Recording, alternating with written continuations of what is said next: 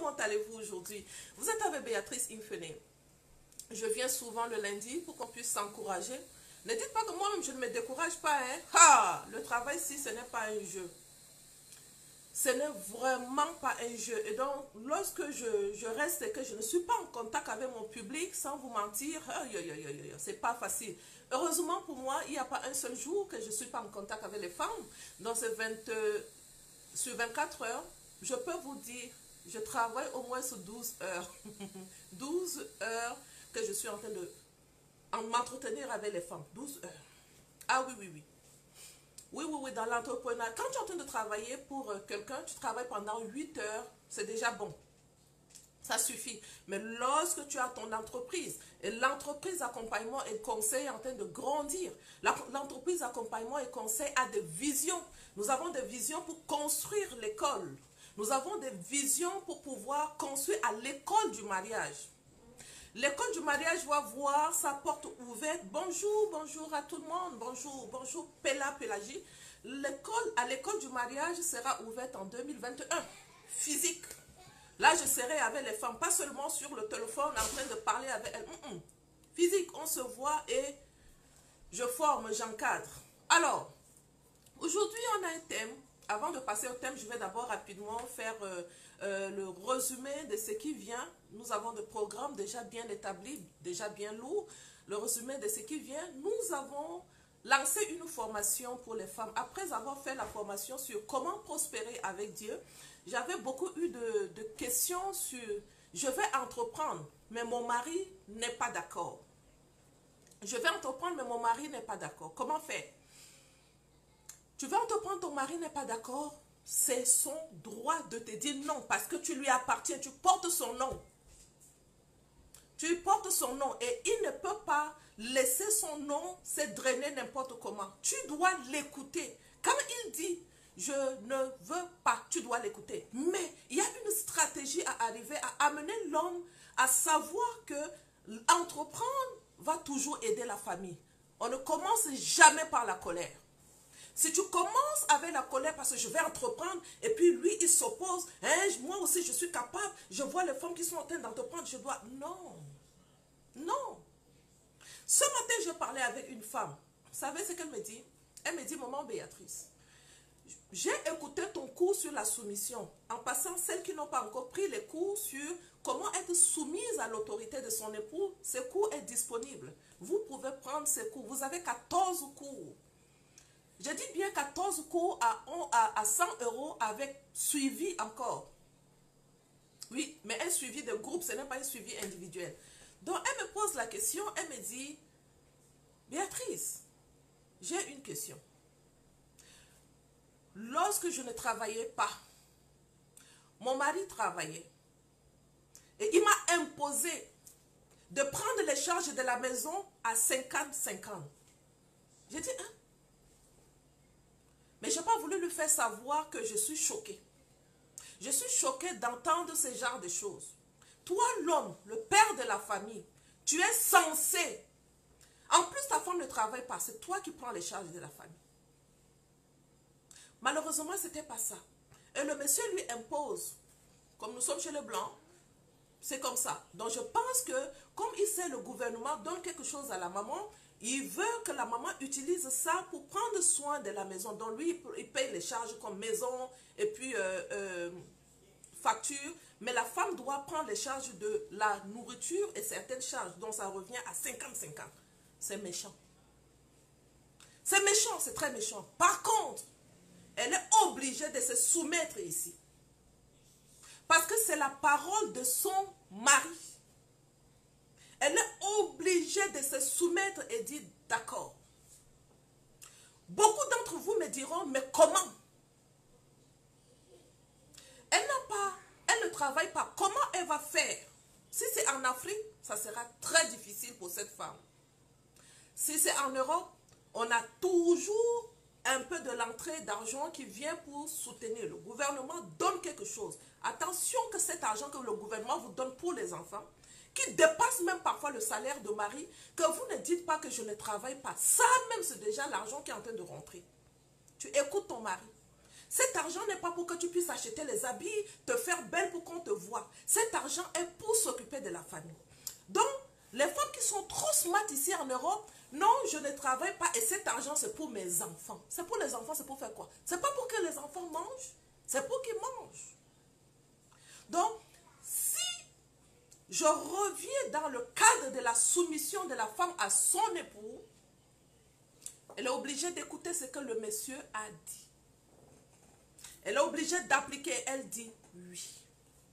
Maintenant, la soumission dans le mariage, ce n'est pas la soumission à l'homme. C'est la soumission à Dieu qui déclenche la grâce de Dieu. Le Dieu qui a mis en nous les paroles de la réconciliation. Et c'est toi qui vas maintenant vers ton Dieu. Tu ne commences même pas avec la colère, avec un cœur meurtri pour pouvoir dire à cet homme, je ne le fais pas, je ne fais pas, si tu ne fais pas, ça va amener des problèmes. Ça prend la sagesse. Et ça prend que tu es dans l'institution de Dieu et Dieu veille. Dieu sait très bien que ton mari, qui sait que tu ne travailles pas et qui doit prendre les charges de la maison, il te laisse prendre les charges de la maison. Dieu est sur le trône, il veille. C'est son institution.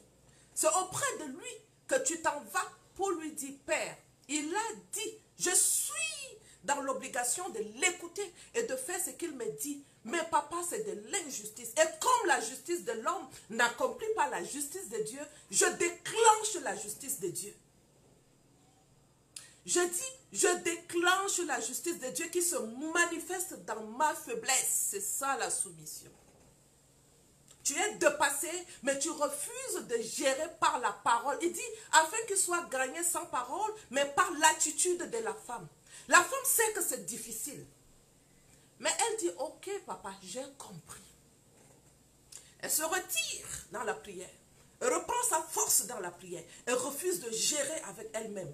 Elle se retire devant la face du Père avec un cœur disposé. Pas un cœur de la colère. Si tu tentes ça avec la colère, on s'insulte, on fait ceci, on dit, il dit. Et puis c'est des problèmes. La sagesse, femme, la sagesse. Nous n'avons pas à lutter contre la chair et le sang, mais contre les principautés et les dominations. Est-ce que tu es prête pour que les esprits te dominent? Parce que tu vas faire le bras de fer avec lui. Et c'est ce qui nous arrive. Nous essayons de faire le bras de fer avec nos époux. Ça ne marche pas. Ça ne marche pas. Et donc, ok, tu me dis que je dois prendre 50. Toi aussi, tu dois prendre les charges de la maison 50-50. D'accord, papa. Ce n'est pas un problème. Dieu va nous aider parce que le mariage lui appartient. Ça ne t'appartient pas, ça ne m'appartient pas. C'est l'œuvre de la main de Dieu. Alors, tu es le chef de la famille. Si tu dis que nous devons prendre 50%, ça veut dire que tu as reçu cet ordre de Dieu et tu me transmets. Qu'est-ce que je fais? Je vais alors prendre 50%. Le jour où on mange. Le jour où on n'en a pas, on fait la bouillie. Mais tu déclenches avec... Comment tu peux faire ça? Tu es méchant. Tu es méchant. Tu sais que je ne travaille pas. Et tu me dis de prendre les charges à 50%. Mais tu es méchant. Tu as invité l'ennemi dans le mariage. Tu as ouvert la porte de ta maison pour lui dire, viens faire ce que tu veux. Oui. Tu sais très bien que c'est de la méchanceté. Tu sais très bien. Écoutez les filles. Il faut que vous sachiez d'où viennent vos maris. Quand elle m'a dit ça, je lui dis, parle-moi un tout petit peu de ton mari. Comment est sa famille? Elle rentre et commence à m'expliquer la famille de son mari. La femme a eu combien d'enfants? Je pense que c'est 6 enfants. Je ne sais pas si tu vas réécouter ce live. Anyway, je n'ai pas pu retenir les noms. Je pense que la femme a eu 6 enfants, mais de 3 pères ou de combien de pères différents. Vous voyez ici que l'enfant déjà a une blessure. Son mari n'a pas été éduqué dans une famille où il y a un modèle. Donc, le mari n'a pas de modèle. Le monsieur a travaillé très dur. Elle me dit, le monsieur vendait de l'eau pour payer ses études. Et donc, tu vois ici que son histoire est attachée à la souffrance. Les gens qui ont beaucoup souffert dans leur vie, ils sont attachés à l'argent. Je dis, les gens qui ont beaucoup souffert dans leur vie sont attachés à l'argent. L'argent devient leur Dieu. Et donc, quand ils commencent à avoir l'argent, l'argent devient quelque chose de très important. Parfois, ils se laissent même même dominé par l'argent. Il faut que tu connaisses d'où vient ton mari. Quand tu connais d'où il vient et que tu sais, il a beaucoup souffert dans sa vie. Tout ce qui est question d'argent, ce sera un homme radin. Je ne tente pas de discuter avec toi question d'argent. Alors ce sont ces choses-là, c'est cette formation que nous allons donner aux femmes pendant 3 jours. Nous allons les équiper. La communication dans le couple, quand ton mari s'oppose, lorsque tu veux être une femme entrepreneur, quand ton mari s'oppose, comment avoir la communication dans le couple? Comment amener ton mari? Quelqu'un qui va écouter cela va dire, mais maman Béatrice, le thème là était autre chose, comment tu t'es mise à parler d'autre chose? Anyway, c'est pas grave, moi je me laisse diriger par le Saint-Esprit. Alors, tu veux entreprendre, mais tu es une femme qui n'a jamais prouvé à ton mari que tu as acheté 2 oranges et tu as vendu les oranges. Tu as acheté les oranges par exemple à 500 et tu as vendu les oranges et tu es venu, l'argent devient leur idole, oui. Et tu es venu, tu as trouvé, tu as acheté pour 500, tu as vendu pour 750 et tu as mis 250 de côté. Tu as encore vendu. La prochaine fois, tu es venu, au lieu que tu investis 500, tu as investi 750. Et ce revenu, tu t'en vas trouver déjà 1000 francs. La prochaine fois, tu t'en vas, tu investis 1000 francs. Parce qu'au début, hein, ça roule. Tu prends tes bénéfices, tu remets. Tu prends tes bénéfices parce que tu veux agrandir ton business. Gare à cette femme que son mari voit qu'elle est en train de vendre. Et son mari lui dit, là, tu commences à faire quelque chose de bien. Je vois que tu es en train d'avancer. Investir dans quelque chose qui va nous aider dans la maison. Ah non, non, non, non, non, non, non. Moi... Nouveau téléphone, nouveau. Oh Seigneur. Merci maman. Oui, merci Daniel. Ne reviens plus mon chéri. Donc, lorsque cet homme te dit par exemple, achète même quelque chose pour la maison. Ah non, non, non, non, non, c'est mon business, je ne veux pas. Tu es en train de faire des petits business. Tu n'as jamais acheté un petit cadeau pour ton époux. Tu n'as jamais mis un peu de cet argent sur la maison. Tu vas venir dire à cet homme d'investir l'argent dans ton business pour agrandir le business. Comment tu veux qu'il accepte? Prouver ta capacité à l'homme va amener l'homme à croire en toi. Et il va t'aider. Donc, autre chose. Tu veux entreprendre. Et cet homme te dit, n'entreprends pas. Si tu tentes encore de mettre la tête de mort ici, je m'arrête et puis je te mets d'abord dehors. Ne tente plus mettre la tête de mort encore. Que Dieu te bénisse. Tu veux entreprendre. Le monsieur, il n'a pas confiance. Il a l'impression, si tu mets de l'argent, tu vas perdre. Tu n'as pas conçu un projet de business, un plan business pour lui montrer. Chérie, assieds-toi, je veux parler avec toi. Voici mon idée, voici ma pensée, voici où je vais aller. Je vois si je fais ça, voici ce que ça va nous donner. Des bénéfices que nous allons réaliser. Si par exemple je mets 5000, voici si je fais ça, tac, tac, tac, ça va nous ramener 2500 ou bien 5000 de plus. Tu ne lui as pas montré. Comment tu veux que cet homme croie en toi pour pouvoir t'encourager? Et tu veux te mettre dans le business. Quelle est la preuve que tu as montré à ton mari? Tu as la capacité de faire. Manque de sagesse. Tu n'as jamais prouvé la capacité de faire quelque chose. Tu es parti, tu as entendu qu'on a dit entrepreneuriat. L'entrepreneuriat pour toi, c'est quoi? Tu ne sais pas. Entreprendre avec Dieu, c'est quoi? Tu ne sais pas. Mais tu veux te lancer dans le business? Non. Donc ça prend d'abord les bases. Que tu lui expliques pas à pas. Voici si je fais ça, voici le résultat qu'on va obtenir. Il y a des stratégies à arriver. Donc nous aurons avec nous 3 jours avec les femmes pour leur enseigner certaines choses. Lorsque ton mari ne te fait pas confiance, pour que tu puisses entreprendre, il y a la stratégie de communication à mettre en arrière. Il ne faut jamais aller avec la colère. Lorsqu'il te dit, ne t'encourage pas. Tu viens, tu lui parles du business, il ne t'encourage pas. Tu viens, tu parles. Commence à l'appeler monsieur le directeur international du business dans ta maison. Chaque jour, tu commences à lui dire, toi, tu es le chef d'affaires de mon entreprise. Tu es le directeur international de mon entreprise. Commence à mettre beaucoup de gaieté dans la maison. Hein? Mais toi, il t'a dit, tu ne vas pas entretenir, boum, la bouche attachée. Ça ne marchera pas. Commence à appeler ce monsieur, le directeur, ton ministre financier. Commence à l'appeler comme ça. Je l'appelle mon ministre financier. Mais dis, tu ne vas pas entreprendre. Parce que si tu entreprends, tu vas échouer. Je dis qui? Toi, le chef de la famille, tu es là. Moi, la chef, ta directrice adjointe, je suis là. Deux grandes personnes, on ne peut pas échouer. J'ai seulement besoin que tu m'encourages. J'ai juste besoin que tu m'encourages. Donne-moi 2 mois. 2 mois pour que je te prouve qui tu es. Et tu prouves. Oui, tu prouves. Pour que je commence en ligne. Il n'avait pas confiance en moi. Je lui ai prouvé. Il y a 2 mois ou en 1 mois, je tape 10 000 euros. Il voit. Il voit. Toi, tu n'as jamais prouvé. Tu n'as jamais prouvé. Tu n'as jamais prouvé. Comment tu veux que l'homme t'encourage? So, je reviens sur l'attente.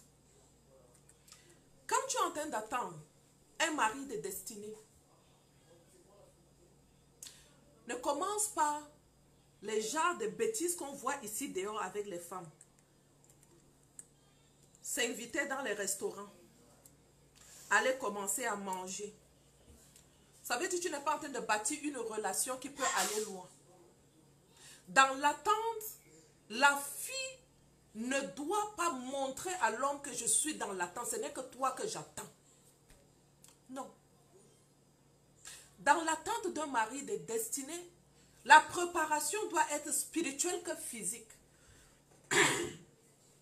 Je lis le livre de Esther 2:12. Il dit, et quand venait le tour pour chaque jeune fille d'entrer auprès du roi Assuérus, après qu'il lui avait été fait pendant 12 mois selon les règles établies pour les femmes, 12 mois, note ça très bien, pendant 12 mois, les règles établies pour les femmes, car c'est ainsi que se comportaient les jours de leur purification. 6 mois avec de l'huile de myrrhe et 6 mois avec des aromates et les parfums nécessaires à la purification de la femme. Ainsi la jeune fille entrait auprès du roi. Tout ce qu'elle demandait lui était donné pour passer avec elle de la maison des femmes dans la maison du roi. Tout ce qu'elle demandait. Pourquoi? Parce que la fille connaissait qui elle est. Elle était préparée spirituellement, elle était préparée physiquement, elle était préparée dans le jeûne et la prière.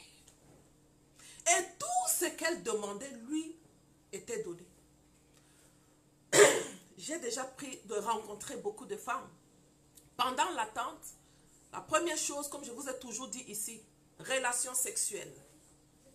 Pour beaucoup de femmes, c'était la relation sexuelle qui devait déterminer la préparation pour rentrer dans un mariage. Échec. Dans l'attente, on ne pense pas à ces choses-là. La préparation physique est très importante. Tu n'es pas encore marié. Tu n'as pas un enfant. Tu fais 120 kilos. Tu vas faire comment? Donc quand tu auras des enfants, tu auras 250 kilos.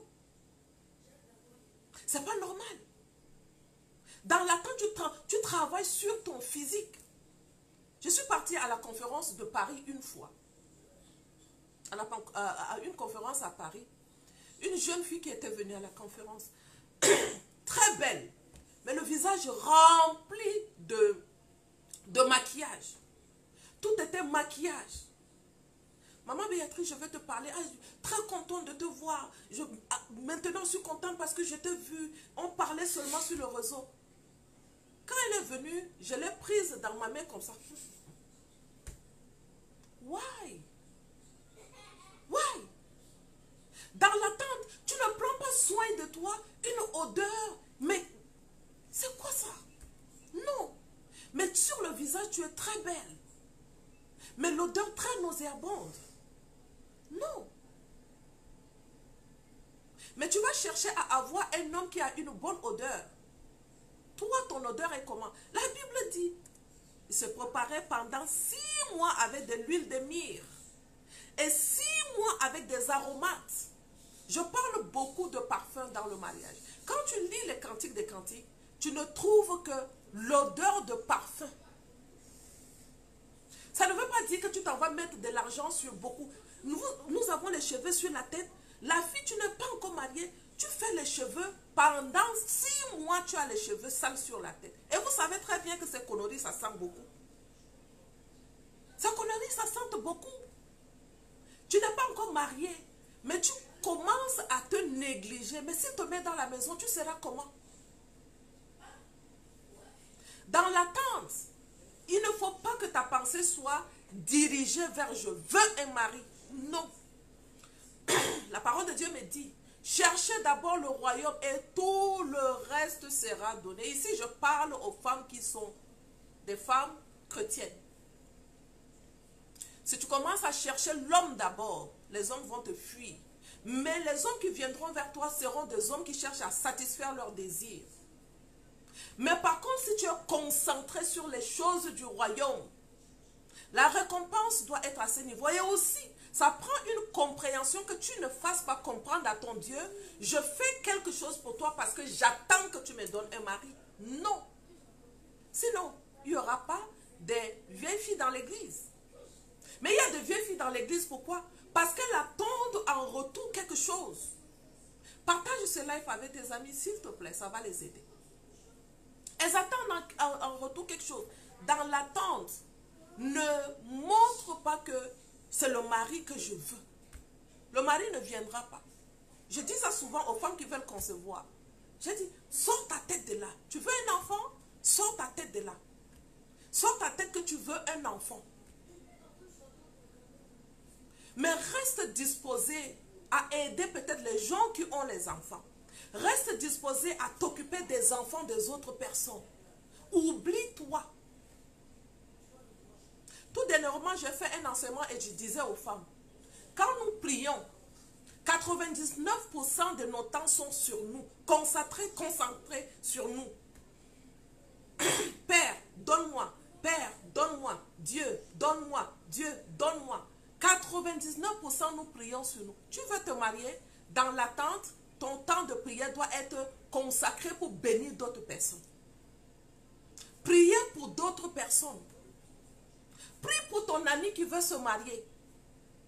Tu es dans l'attente, tu vois quelqu'un qui est en train de se marier, mais tu as des langages de rétrograde, le langage de loseuse.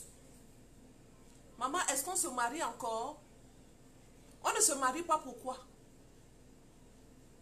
On ne se marie pas, pourquoi? Parce que le mariage est parti où? Parce que Dieu a changé déjà le plan? Non, il ne change pas. Et donc, quand tu vois, il y a un mariage à quelque part, tu t'investis et tu sers. Je dis, tu t'investis et tu sers. Peut-être que c'est ton ami, mais tu sers avec un cœur sincère.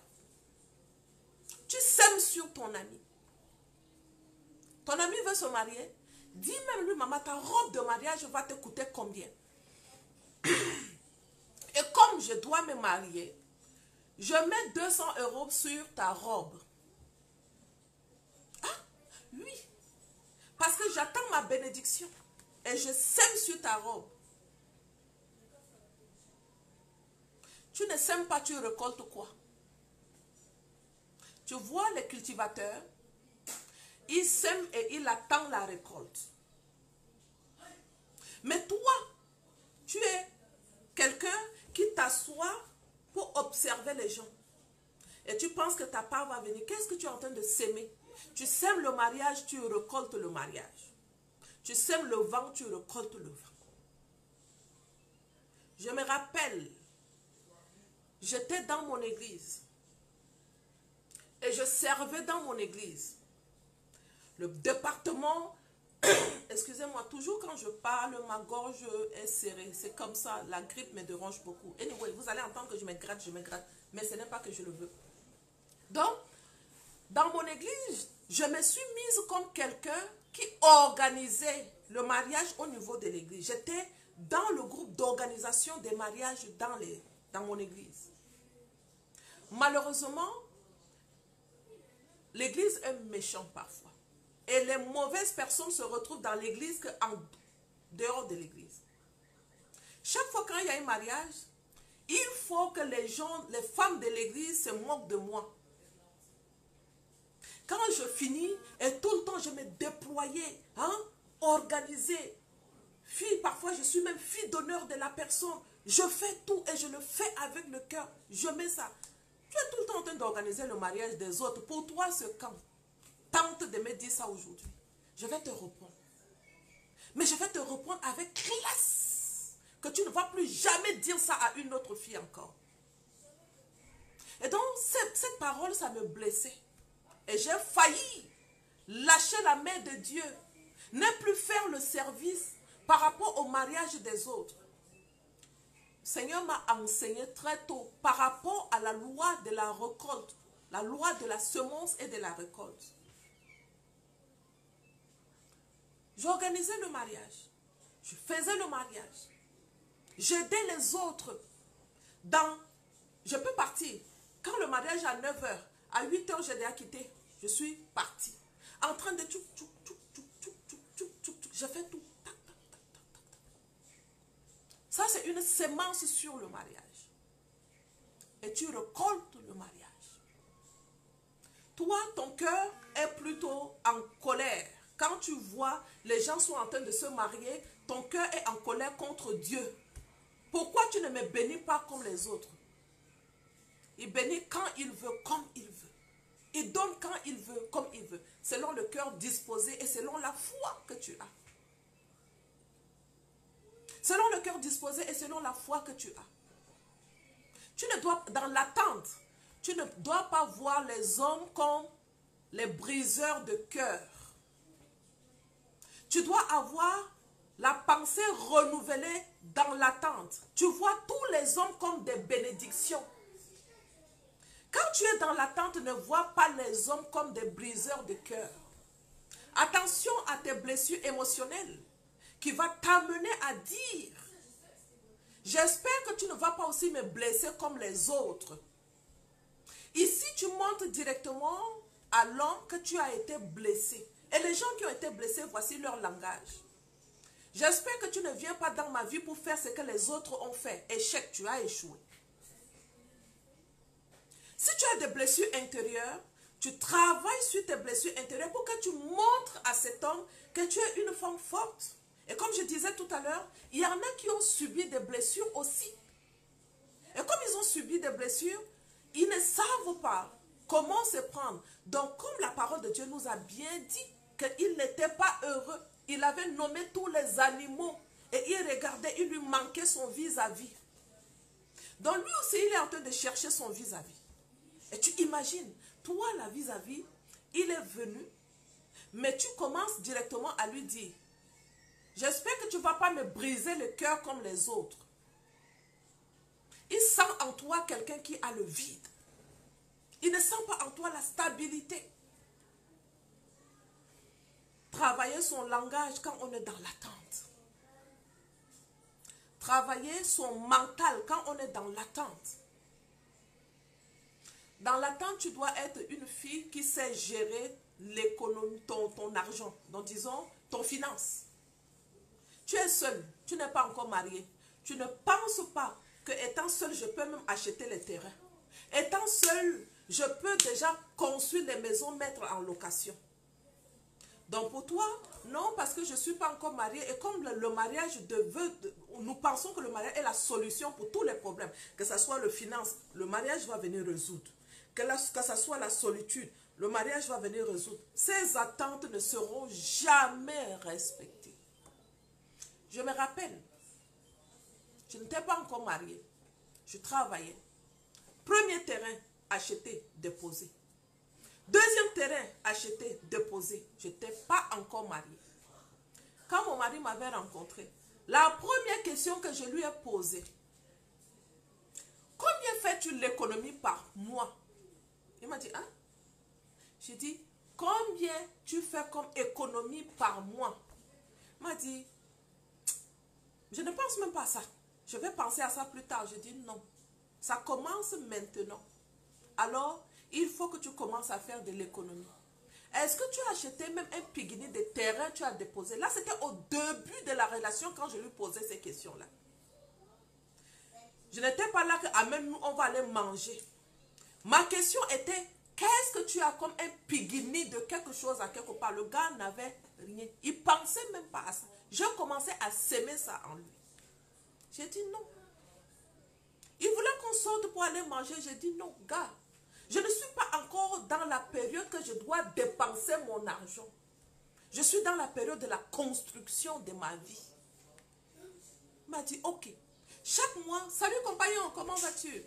Chaque mois, je vais te donner, il m'a dit 100 000, oui. Chaque mois, je vais te donner 100 000. Commence par déposer 100 000. Je dis, donc, tu pouvais même avoir jusqu'à 100 000 et tu ne déposais rien. Je n'avais pas pensé. Toi, tu rencontres un homme. Vous commencez à réfléchir mariage. Mais ta pensée est sur comment organiser grand le mariage. Investissement zéro. C'est la folie. Arrêtez avec ces... Dès que tu rencontres l'homme, tu commences à rêver déjà limousine. Tu commences à rêver la robe de 4000. Tu commences à rêver 200 personnes invitées à ton mariage. Ça là, si toi-même, Dieu voit que mais ça c'est une fille qui a échoué, tu penses qu'il va te donner un mari de destinée parce que tu n'es pas prête pour la construction d'un foyer. Je dis tu n'es pas prête. Qu'est-ce qui a amené la grâce de Dieu pour qu'après tous ces dégâts que j'ai eus, premier fiancé plutôt, 8 ans, échec. Je n'étais pas prête moralement, je n'étais pas prête physiquement et donc échec. Dieu voyait en moi, mais ça là, si elle s'en va dans le mariage comme ça, mais elle va aller détruire mon institution. Oui. Si je me mariais à cet âge-là, échec. Je dis échec. Échec de l'institution de Dieu. Et peut-être même, je vais pousser l'enfant de quelqu'un vers la mort. Parce que tout le temps, je vais pleurer dans ses oreilles. Tout, arrivé à 45 ans, toum, crise cardiaque, tue l'enfant de quelqu'un. Dieu ne va pas te laisser rentrer là-bas. Parce que tu n'es pas prêt. Alors, je lui dis, ok, donc tu pouvais même avoir 100 000 par mois et tu n'économisais pas. Il me dit, je n'avais pas pensé. Je dis, d'accord, avec moi, tu dois penser. Avec moi, tu dois penser. J'avais déjà 3 lots de terrain achetés, mais je n'étais pas encore mariée. Donc, je n'attendais pas de l'homme. Je rentrais dans le mariage avec mon économie. Ma base était solide. Et ça attire la grâce. Il me donnait 100 000. Je déposais son 100 000. Il me donnait 100 000. Et nous, on avait seulement eu à peu près 8 mois de fiançailles. Quand les combats ont commencé avec ma famille, c'était un bras de fer. Moi-même, je vois mon âge, 28 ans. Mais vous devez savoir, le mariage n'a pas d'âge. D'accord? Ça, c'était une erreur que moi, j'ai eu à faire. Et comme j'ai dit, je vais utiliser ma vie pour enseigner les femmes. Donc, j'utilise ma vie. Après 8 ans, j'ai dit, c'est bon. Il m'a dit, lui aussi, il m'a dit que, Béatrice, moi, je ne veux pas beaucoup de longues périodes de fiançailles. Et comme moi aussi, je voulais le mariage, je lui ai dit, oui, moi aussi.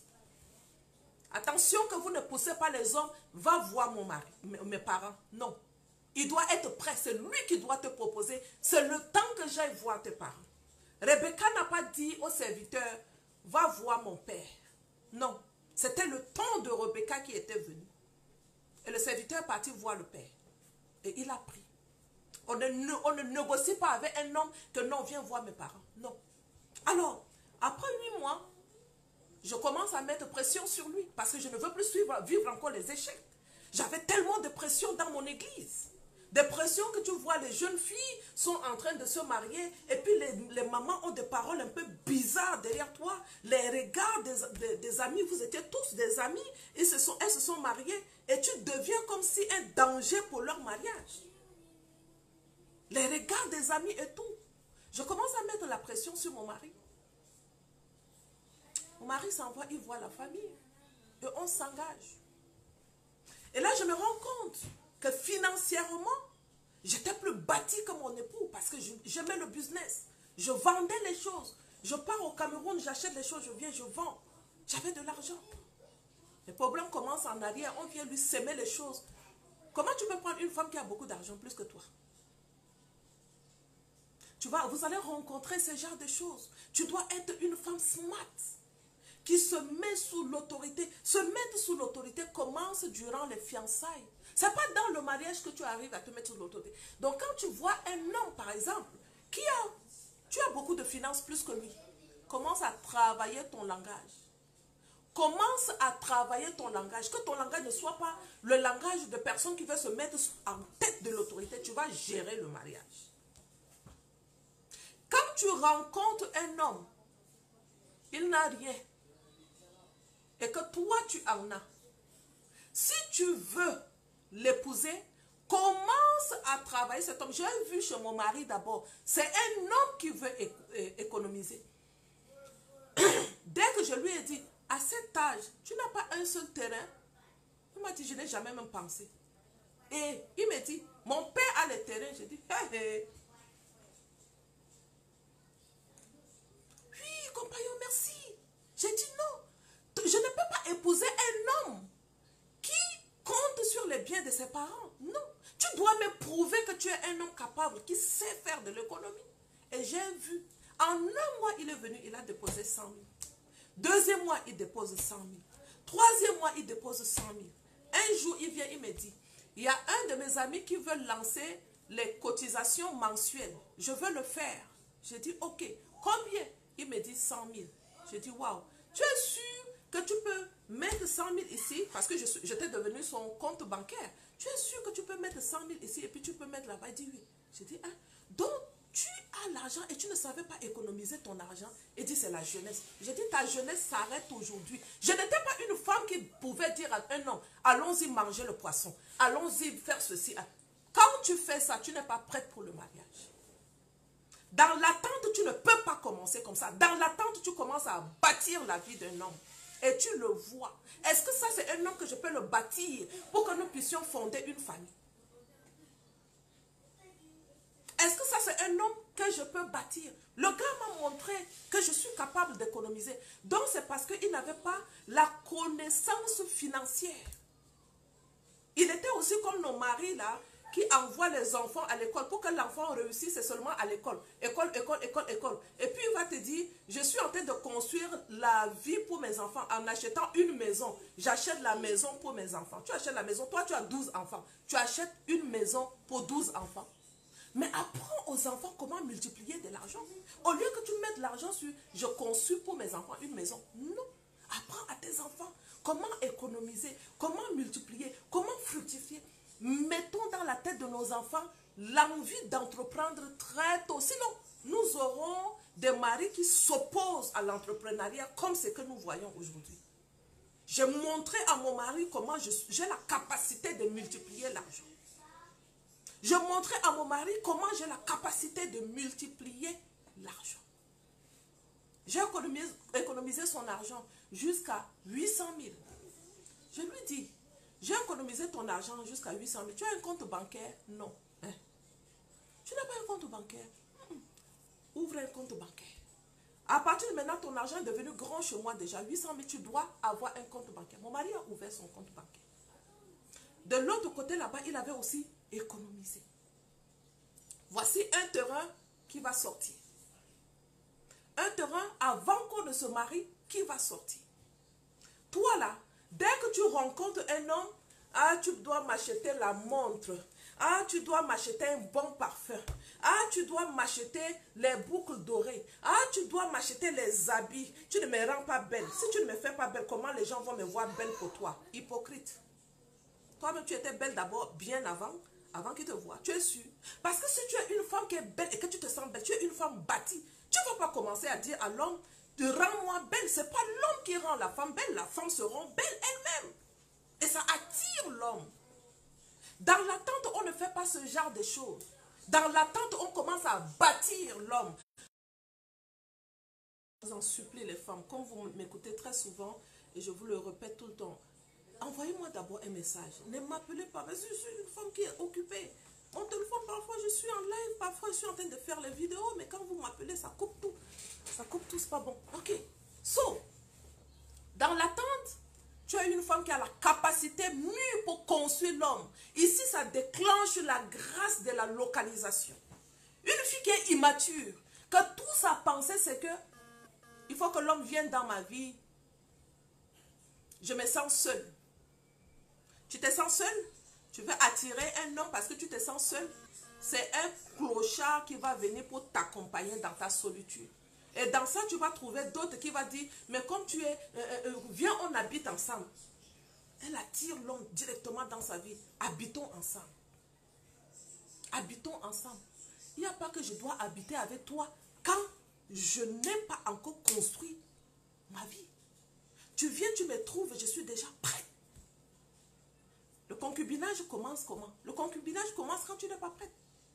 Le concubinage commence comme ça. Tu dépends tellement d'un homme qu'il te dit, non, viens habiter avec moi. Et tu vas, tu habites. Tu tues ton corps pendant 5 ans, 6 ans, en train de t'occuper d'un homme. L'enfant sort dans ça. Tellement que je rencontre les femmes qui ont des problèmes de concubinage. Et ça ne marche pas. Adam lui a donné un nom. Il ne t'a pas donné un nom, tu ne portes pas son nom. Tu restes là-bas pourquoi? Dans l'attente, on ne fait pas ça. Dans l'attente, tu dois être une femme qui est smart. Si toi, tu ne veux pas m'honorer avant qu'on s'engage dans le mariage, tu n'es pas mon mari. Je dis, tu n'es pas mon mari. Quand tu seras prêt pour être mon mari, c'est là où tu viens. Dans l'attente, on ne commence pas à prendre l'homme au piège avec une grossesse. Je dis, dans l'attente, on ne commence pas à prendre un homme au piège avec une grossesse. Ici, tu ouvres la porte de la malédiction. Parce que tu veux un mariage. Et donc, quand tu veux un mariage, tu vas le piéger. Si je tombe enceinte, il va m'épouser. D'accord. Tu es tombée enceinte aussi, non? Tu n'as pas pris le temps de te bâtir. Et tu te retrouves avec quelqu'un, comme je te dis, qui ne connaît pas quelle direction il est en train d'aller. Tu embarques quelqu'un dans ta destination perdue. Lui aussi, il est dans une destination perdue. 2 destinations confondues qui vont créer un mariage confondu. Tu es enceinte. Est-ce que tu voulais avoir l'homme ou tu t'es préparé vraiment pour le mariage et puis la grossesse était venue tomber dedans? Si c'est ça, on dit ok, la grossesse est venue. Comment on fait? Ok. Elle dit, viens donner le raisin à l'enfant qui me laisse travailler, s'il te plaît. Merci beaucoup. Viens lui donner le raisin. Donc, la grossesse ne doit pas être pour nous une porte d'entrée dans le mariage. C'est une grosse erreur. Ne fais pas ça. S'il n'est pas sûr de t'épouser, ne dis pas que je vais faire un enfant et puis il va m'épouser. C'est une erreur. Ne tente pas. La grossesse vient. Lui aussi, il voit que tu es enceinte. Il dit, ok, on fait comment? C'est mon enfant. Je vais seulement la prendre. Il ne s'est pas préparé pour la dot. Il va venir prendre une... je ne suis pas en train de minimiser ça. Hein. Il va acheter peut-être 2 bières, 2 casiers de bière, un casier de sucre, un peu de carreau de sucre, de choses comme ça, un peu de thé. Et puis on s'en va, on donne à la famille. Le cœur de ta mère est blessé. Le cœur de ton père est blessé. Mais on doit te laisser partir. On te laisse partir avec un cœur lourd. Dieu avait ouvert mes yeux quand j'avais commencé certains combats. Il m'a dit, you better go. Go, go, go, go. Va vers ta mère. Parce que moi, j'étais rentrée dans le mariage trop au bas, au bas. J'ai dit bien trop au bas, au bas. Après 3 jours de mariage, mon mari va sortir. Je veux qu'il me dise où il va. Femme insensée. Il prend la moto, il dit j'arrive. Il part. 1 fois, 2 fois, j'ai dit, hey, c'est comme ça le mariage. Comme j'étais venue aussi avec ça que non, quand il veut sortir, il doit me prendre comme ça, il doit faire ceci comme ça. Le gars ne me regarde pas, il ne me calcule pas. J'ai dit, hey, il sort, il prend la clé de la moto, j'arrive. Il est parti. 1 fois, 2e fois, 3e fois. Quand il a pris la clé de la moto, j'ai dit, tu vas où? Ça ne se fait pas. C'est le chef. Si tu veux que son comportement change, la parole de Dieu te dit dans Proverbe 21:1, il dit, le cœur du roi est un courant d'eau entre sa main et il l'incline quand il veut. Tu faire que Dieu incline le cœur de ton mari pour que ton mari t'écoute, tu t'en vas demander à Dieu. Je vois, il y a quelque chose qui ne marche pas. Et comme le cœur de mon mari est entre ta main, pardon, incline le cœur de mon mari vers moi afin que ces choses-là s'arrêtent. Mais quand on manque de sagesse, tu vas où? Pourquoi tu me poses cette question, je vais où? Je dis, je suis ta femme. Et là, comme nous, les femmes, on aime ça. C'est comme si être femme, là, ça nous donne le droit de martyriser. Tu commences ça avec un homme. Il va te montrer. Je dis, quand tu sors, je suis ta femme. Tu dois me dire où tu vas. Tu sors comme si tu es seule, tu n'es plus seule. Mon mari dit, hein? Je dois te dire où je vais. J'ai dit oui. C'est toi qui me contrôles? J'ai dit, ce n'est pas question de contrôler. C'est question, ça doit être fait comme ça.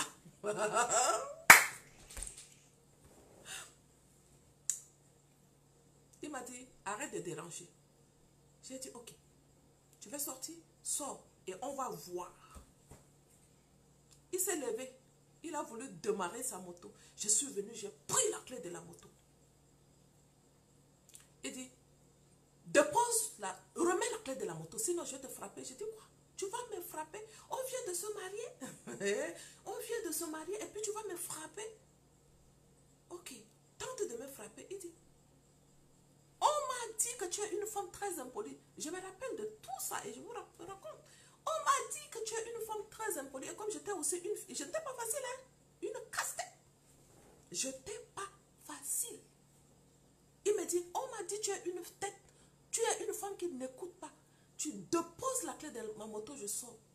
Je lui dis, tu ne sors pas. Et puis j'avais la clé en main. Il me dit, si tu continues, je vais te frapper. Je dis, tente de me taper. On ne me tape pas. Un homme ne me tape pas. Tente de me taper, je vais te montrer qui je suis. Ah. Le gars d'autrui est reparti s'asseoir. Il ne m'a pas parlé. Je suis restée avec la clé en main. J'ai chanté, j'ai fait tout ce que je veux. Je viens de gagner la bataille. Pour moi, je suis content, j'ai gagné la bataille. Je viens de donner la direction de ma maison à Satan. Je viens de donner la direction de ma maison à Satan. Manque d'intelligence, le problème était parti. Mon mari n'a pas parlé. Et c'était moi qui parlais encore. Tu ne me parles pas. Parce que je t'ai dit de ne pas sortir. Tu ne me parles pas. Il n'a pas parlé. Après ça, c'est moi-même qui lui a dit, on va aller, on va parler avec ton père. Tu viens de te marier. Ça fait même pas une semaine. Tu veux déjà montrer à la belle famille que tu as un problème dans ta maison. Je suis aussi partie chez mon beau-père. Insensé. Je pars chez mon beau-père. Je dis à mon beau-père, papa, j'ai quelque chose à te dire. Mon mari sort. Il prend la clé de la moto, il sort. Et il ne me dit même pas où il va. Je ne sais même pas où il va. Mon beau-père m'a écouté. Mon beau-père m'a dit, c'est comme ça que tu vas commencer, ma fille. J'ai failli dire à mon beau-père, tu dis quoi? Tu dis à un homme, il va où? C'est lui le chef. S'il veut sortir, tu le laisses sortir. Et j'ai dit, et si sort quelque chose lui arrive, quelque chose qui va arriver. Et ça, c'est nous les femmes manipulatrices. Faire ça parce que non, je suis en train de vouloir protéger mon mari. Oh, c'est la jalousie, oui. C'est la jalousie. Il faut être authentique. J'ai dit authentique. Ce que tu es en train de faire, si c'est la jalousie qui te pousse à faire ça, dis-lui que c'est la jalousie parce que tu ne te connais pas. Et comme je ne me connaissais pas, derrière mon mari, il va où il va, c'est peut-être comme il sort, il ne me dit pas, il entend. Parce que je ne t'ai pas bâti. Parce que je suis rentrée dans le mariage avec toutes mes blessures. Et j'ai failli imputer ça à mon époux. Mon beau-père m'a bien lavé, correctement. J'ai commencé à vouloir détester mon beau-père. J'ai commencé à vouloir détester mon beau-père. Vous savez, moi j'ai commencé à écouter le Saint-Esprit très tôt. Malgré que j'étais toc-toc, l'Esprit du Seigneur est attristé. Mais quand je viens et que je demande pardon, il parle. You better be humble. Je dis, tu dois écouter. Si tu n'écoutes pas, Mais même à ça, je n'ai pas voulu écouter. Après, j'ai quand même ouvert mon cœur envers mon beau-père, commencé à l'aimer. Ce sont des bonnes personnes. C'est un cadeau du ciel que Dieu m'a donné. À cause de ma manière de me comporter, toc toc, j'ai failli. Dieu m'a ramené pour ma belle famille très tôt. J'ai dit, Dieu m'a ramené pour ma belle famille très tôt. Je n'ai plus jamais tenté encore. Jamais tenté encore. Quand mon mari sort, je ne demande plus où tu vas.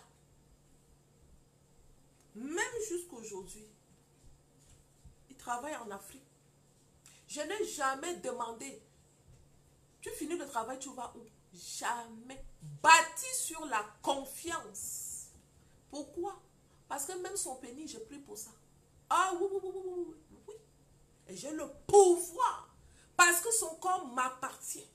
À cause de l'alliance maritale, j'ai le pouvoir de commander au corps de mon mari de ne jamais se soumettre à l'esprit d'une femme étrangère. J'ai ce pouvoir. C'est un pouvoir qui a été conféré à travers l'alliance. Si tu comprends le pouvoir de l'alliance, si tu comprends le pouvoir de l'alliance, et j'ai commencé plutôt, c'est ça qui m'a sauvé à rebâtir rapidement et à devenir une femme influente. La sagesse. Je dis la sagesse. Il faut faire attention. Attention. On ne supplie pas le mariage. Le mariage vient quand tu es déjà bâti. Le mariage vient rapidement quand toi-même tu sais que ici, si le mariage vient, ça ne peut pas couler dans ma main et tomber. Ici, quand si le mariage vient, l'homme n'a pas besoin de me dire, donne-moi ton corps. Je ne te donne pas. Je dis, ah non, tu es déjà ma femme. Quelle femme? Tu m'as épousée. Tu ne m'as pas épousé. Et tu veux déjà m'appuyer avec ton 50, 60, 70 kilos pour me faner. Après que si un autre homme vient qui trouve que je suis déjà fanée, mon ami, non. Si tu veux commencer à faner, tu fanes ça pour toi-même et tu prends. J'ai dit, si tu veux me faner, tu fanes ça pour toi-même et tu me prends. Alors, il n'y a pas question que je tombe enceinte bêtement. Non. Si tu tombes enceinte bêtement, ça veut dire que tu l'as réfléchi et tu penses que c'est la solution pour fonder un foyer. Ça, c'est un foyer qui est en train de se fonder sur le sable. Soyons smart, nous les femmes. Nous sommes responsables de ce qui nous arrive. Tu pensais que tu étais trop intelligent. Non, je vais tomber enceinte comme ça, ça va accélérer les choses. Ok. Sois smart, tombe enceinte. Ça va accélérer. Tu vas faire un enfant, pas de mariage. Deuxième enfant, pas de mariage, on ne te calcule même pas. Troisième enfant, pas de mariage. Ici, là, Pigini, on ne te met pas, on ne te calcule pas. J'ai déjà rencontré celles-là qui me disent, maman Béatrice, même la dot. J'ai dit, waouh. Et tu penses que le cœur de tes parents sont contents? Ma mère a déjà parlé.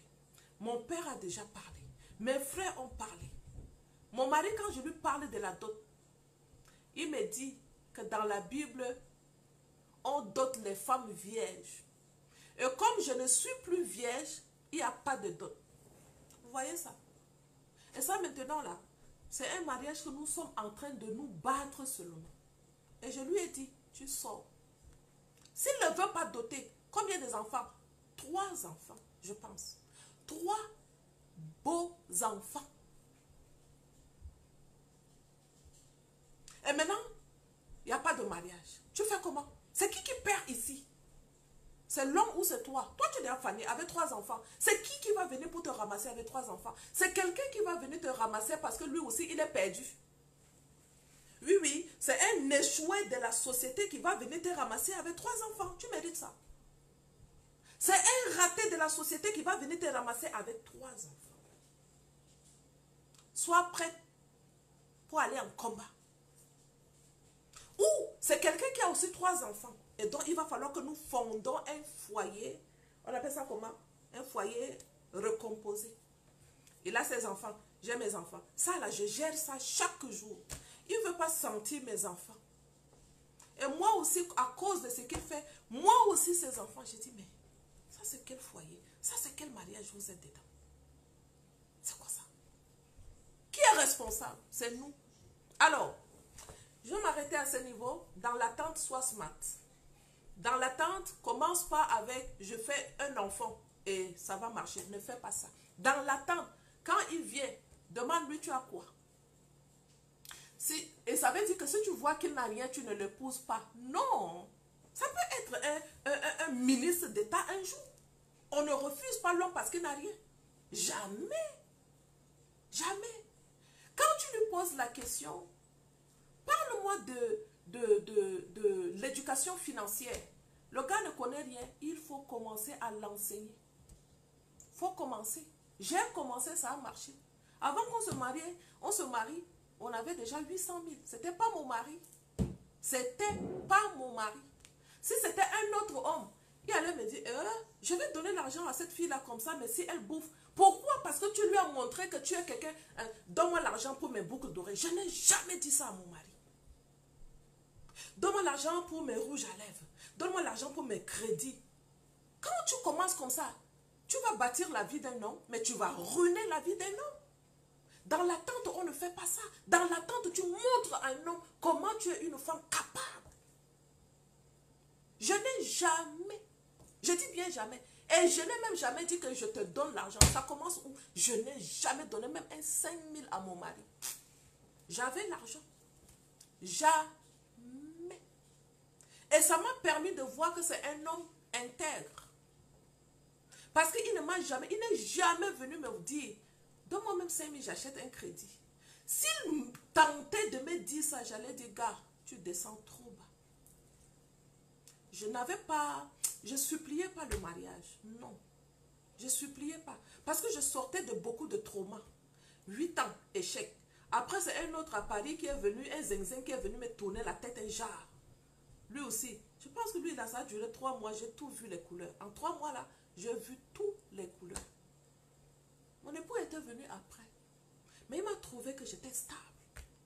J'étais stable. Il ne m'a jamais dit, donne-moi 5 000. Je gagnais plus que lui. Je vendais tout, sauf mon corps.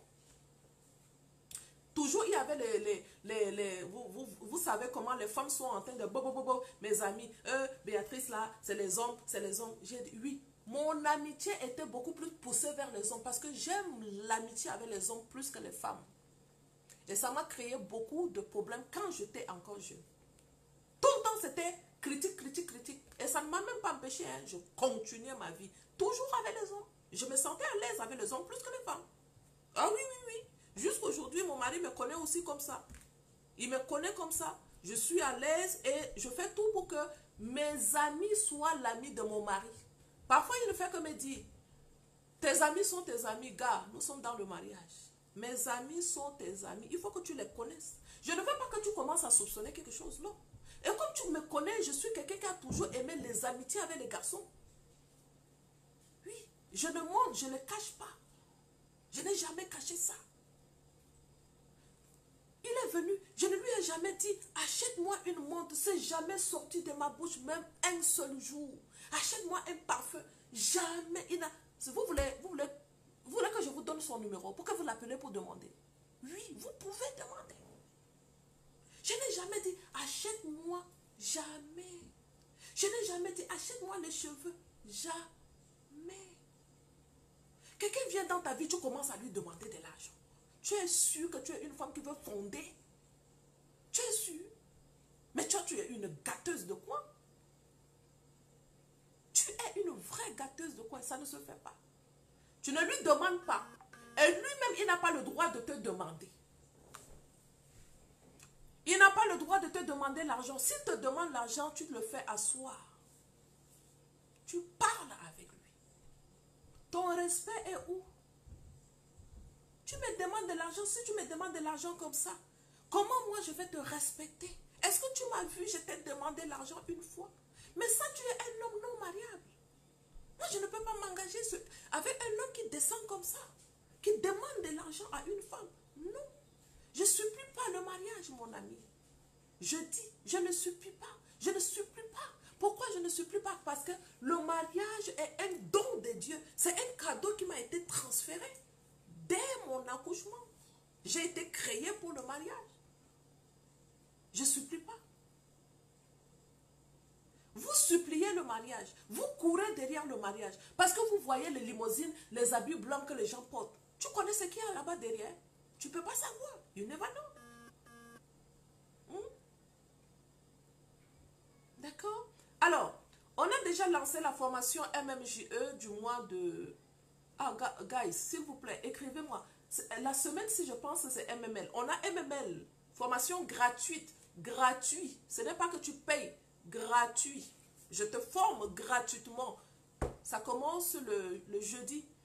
Le groupe a été déjà formé, le groupe de formation est formé. Donc, si tu veux t'inscrire à la formation, tu m'envoies un message d'ici jeudi pour qu'on puisse t'ajouter à la formation et nous te formons gratuitement. La formation mensuelle sera lancée pour le 1er du mois de novembre.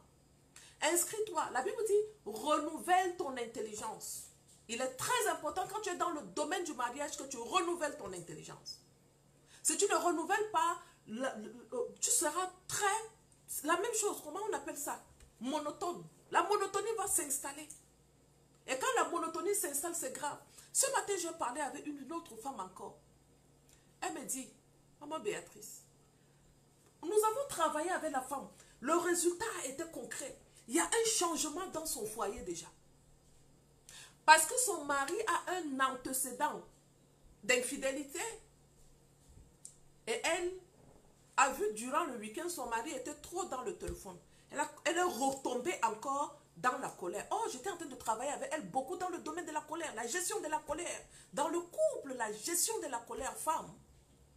La gestion de ta colère. La Bible dit, la colère rend insensé. Elle me dit, qu'est-ce qui se passait le week-end? Je ne sais pas, je suis retombée. Heureusement que tu es encore en accompagnement avec moi. Si tu n'étais pas en accompagnement avec moi, ça là, tu retombes encore dedans. Mon mari était trop sur le téléphone. Son mari ne priait plus. Nous avons travaillé, elle voit le résultat. Elle me dit, et pourtant je me suis levée, j'ai trouvé mon mari prier. J'ai dit, c'est déjà très bien. Ça, c'est un espoir. Et après ça, il était trop sur le téléphone, trop sur le téléphone. Et l'idée d'infidélité, sa vie d'infidélité d'antan était revenue. Et j'étais aux toilettes. Il est venu me dire que je vais partir. Et j'ai mal répondu. Mon mari est parti. J'ai dit, tu es une femme, tu es retombée dans l'insensé de la femme insensée que tu es. La gestion de la colère. Toi, qu'est-ce qui te fait savoir qu'il était trop sur son téléphone? Tu ne sais même pas. Est-ce qu'il a un problème de famille? Il est en train de gérer la famille. La Bible te dit, le cœur de roi est dans la main de Dieu. Il l'incline quand il veut. C'était au pied de la croix que tu partais pour dire, Père, sonde mon mari, sonde son cœur, sonde ses reins. Montre-moi le problème que mon mari est en train de traverser en ce moment. Toi, tu ne fais pas ça. L'homme vient te dire, je m'en vais. Le monsieur est sorti, il est parti au bureau. Elle dit, c'est après maintenant que je me suis rappelé que je devais lui envoyer un message. Et puis j'ai envoyé un message, chérie, comment tu vas? Il a dit, ça va. Est-ce que tu veux que j'appelle en vidéo pour que tu me vois? Je suis en train de travailler. Le monsieur a senti en même temps son comportement. C'était parce qu'il était trop sur le téléphone. Mais le manque de sagesse n'a pas amené la femme à même poser la question, est-ce que tout va bien? Tu es trop sur ton téléphone. Est-ce que tout va bien? Parlez avec charisme. Parlez avec amour. Le foyer, c'est la présence de Dieu. Dieu est amour. Toi, tu parles toujours avec la colère. Et voilà, il n'y avait rien. Et je lui ai dit, tu conduis ta vie en regardant dans le rétroviseur du passé. On conduit en regardant devant. Si tu conduis en regardant le rétroviseur, tu vas cogner. Mais là, elle est en train d'aller cogner encore. Alors, renouvelle ta pensée pour que ça ne soit pas monotone. Dans la formation Mon mariage, mon jardin d'Éden, gratuit cette semaine. L'autre semaine, MML, mon mari me localise. La stratégie de la localisation par le GPS divin. C'est son institution. C'est pas toi qui l'as créé. Tu ne fonctionnes pas son institution comme tu veux. Tu fonctionnes dans son institution comme il veut. Il dit tout ce que votre main touche à faire, faites-le et faites-le bien comme pour le Seigneur. La soumission à l'homme dans le mariage, ce n'est pas la soumission à l'homme. C'est la soumission à Dieu. Oh mon Dieu, j'ai à peu près 10 minutes. Nous partons en prière. C'est la soumission à Dieu. La soumission à l'homme dans le mariage, c'est le déclencheur de la puissance et la gloire de Dieu qui va se manifester dans ta faiblesse. Toi, tu penses que te soumettre à l'homme, c'est parce que tu te soumets à l'homme. Est-ce que tu penses qu'eux, là, ils méritent qu'on se soumette à eux? Non. Et les 3 jours, nous avons 3 jours de formation pour aider les femmes entrepreneurs à commencer l'entrepreneuriat. Et comment commencer l'entrepreneuriat quand tu es une femme mariée? Il y a les stratégies que tu dois savoir. Cette formation te coûte 15 000 francs CFA, c'est rien. Si tu es en Europe, on t'a laissé ça à 25 euros, c'est rien. Oui, 25 euros, c'est rien du tout. Inscris-toi. D'accord? Alors, je serai à Marseille le 27, 28, 29 du mois de novembre. J'ai eu une formation, conférence en même temps à Marseille. Si tu es dans les alentours de Marseille, ne rate pas ça. Ne rate pas, c'est un travail intense de 3 jours avec les femmes, formation et conférence en même temps. Donc ne rate pas cette occasion. Viens à Marseille et on s'assoit, on cause. Tu me poses toutes tes questions. Ce que tu ne peux pas me dire en live, là-bas on va se le dire. On s'assoit entre nous les femmes sages. Pas les femmes insensées. Je construis les femmes sages. Je ne veux pas des choses ratées. Le mariage, la base est trop biaisée. Nous avons gâté l'institution de Dieu. Il faut le reconstruire. Nous aurons des comptes à rendre à Dieu. Manquait beaucoup de sagesse. Quand je lui ai parlé comme ça, il dit, maman, c'est comme si je dois parler avec toi tout le temps. Mais non, tu ne peux pas parler avec moi tout le temps. Moi, je suis occupée. Si tu veux parler avec moi tout le temps, tu prends un accompagnement. Là, je te suis de près. Et l'accompagnement, ça bâtit beaucoup les femmes. Malheureusement, en ce moment-ci, c'est un peu corsé. Je n'ai pas beaucoup de place pour l'accompagnement. J'ai des listes d'attente. Mais tu peux t'inscrire sur la liste d'attente. Je finis avec les autres, je te prends. On fait comme ça, guys. Je vous aime très fort. Vous êtes ma raison de travailler. Vous n'êtes pas ma raison de vivre, non. Mais vous êtes ma raison de travailler. Ça me donne le courage de continuer. Quand je viens en live, je vous vois. Ça me donne le courage. C'est une communauté de femmes sages. C'est une communauté de femmes qui bâtissent. C'est une communauté de femmes qui veulent réussir. Je vous aime très fort. C'était Béatrice Infene et à la prochaine. Que Dieu vous garde. Merci beaucoup.